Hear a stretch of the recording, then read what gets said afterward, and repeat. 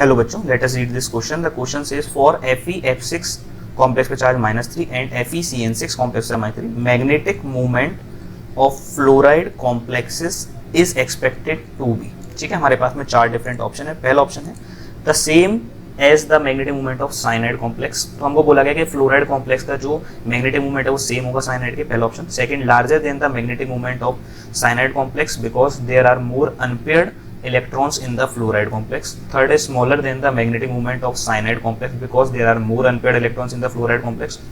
Fourth is larger than the magnetic moment of the cyanide complex because there are fewer unpaired electrons in the fluoride complex. तो इस question को solve करने के लिए जो की कॉन्सेप्ट हम लोग यूज करेंगे, ये जो आपका मैग्नेटिक मूवमेंट के बारे में बात करी जा रही है, क्या होता है.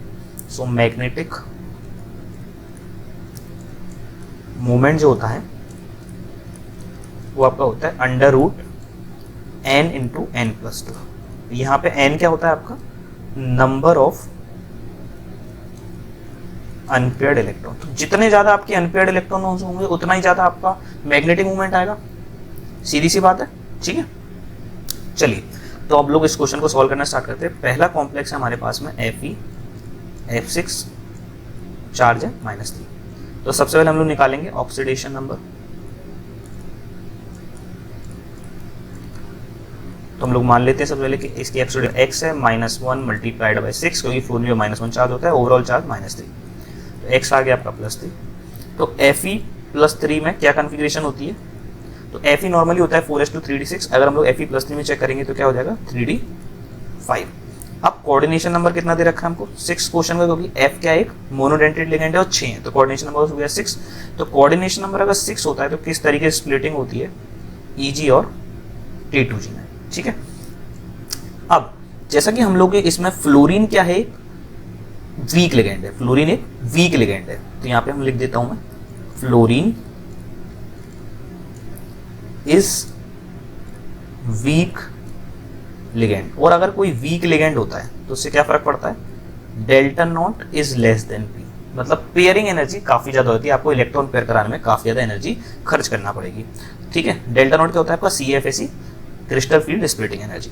तो आपको 5 इलेक्ट्रॉन फिल करने हैं. पहला इलेक्ट्रॉन, दूसरा इलेक्ट्रॉन, तीसरा इलेक्ट्रॉन. अब चौथा और पांचवा कहाँ डालेंगे, कैसे डिसाइड करेंगे, ये हम लोग डिसाइड करेंगे कि आपका लिगेंड जो वीक लिगेंड है स्ट्रॉन्ग लिगेंड है. अब हमारा फ्लोरीन का एक वीक लिगेंड, मतलब यहाँ पे पेयरिंग एनर्जी काफी ज्यादा हो जाएगी. तो अगर पेयरिंग एनर्जी काफी ज्यादा हो जाएगी तो ये जो आपका इलेक्ट्रॉन है वो Eg ऑर्बिटल में चला जाएगा, ऊपर चला जाएगा. तो चौथा और पांचवा. ठीक है, तो यहाँ पर कितने अनपेयर्ड इलेक्ट्रॉन हो जाएंगे, 5 अनपेयर्ड इलेक्ट्रॉन्स. ठीक है, तो अगर 5 अनपेयर्ड इलेक्ट्रॉन हो गए तो मैग्नेटिक मूवमेंट कितना आ जाएगा, मैग्नेटिक मूवमेंट हो जाएगा आपका अंडर रूट 5 इंटू 5 + 2 7. तो ये यहाँ से कितना हो गया 35 का अंडर रूट. ठीक है, अब हमारा नेक्स्ट है FeCN6 और ओवरऑल चार्ज -3. तो सबसे पहले हम निकालेंगे ऑक्सीडेशन नंबर.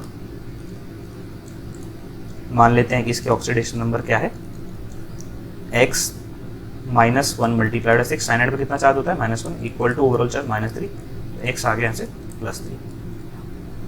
ठीक है, तो Fe+3 में हम लोगों ने अभी क्या देखा था D5.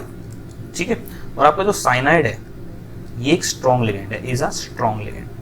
और साइनाइड स्ट्रॉन्ग लिगेंड है, इस वजह से क्या होगा, इसका डेल्टा नॉट P से ज्यादा हो जाएगा. मतलब crystal field splitting energy is greater than P. मतलब जो आपको एनर्जी लगेगी इलेक्ट्रॉन को पेयर करने में वो कम लगेगी as compare to crystal field splitting energy. तो ये आपका कोऑर्डिनेशन नंबर 6 का क्वेश्चन है. देख सकते हो 6 कोऑर्डिनेशन हो जाएगा. तो यहाँ पे किस तरीके से स्प्लिटिंग होती है Eg और T2G में. ये आपके T2G होते हैं और ये आपकी Eg ऑर्बिटल्स होती हैं. तो हमको 5 इलेक्ट्रॉन फिल करने हैं, पहला, दूसरा, तीसरा. अब चौथा पांचवा कहाँ लेके हैं, तो यहाँ पे डेल्टा नॉट ज्यादा है, P कम है. मतलब इलेक्ट्रॉन को पेयर कराने में काफी कम एनर्जी लगी तो हम लोग पेयर करा देते हैं. तो यहाँ पर आपका एक अनपेयर्ड इलेक्ट्रॉन हो जाएगा. और यहां से अगर हम लोग मैग्नेटिक मूवमेंट कैलकुलेट करेंगे तो कितना आ जाएगा अंडर रूट 1 और 1 + 2 हो गया आपका 3. तो ये अंडर रूट 3. तो किसका मैग्नेटिक मूवमेंट ज्यादा है, आपका Fe(F6) -3 वाले का मैग्नेटिक मूवमेंट ज्यादा है. तो fluoride complex is expected to larger magnetic movement of cyanide complex because there are more unpaired electrons in the fluoride complex. So final answer will be option number 2. I hope you understand this question well. Best of luck.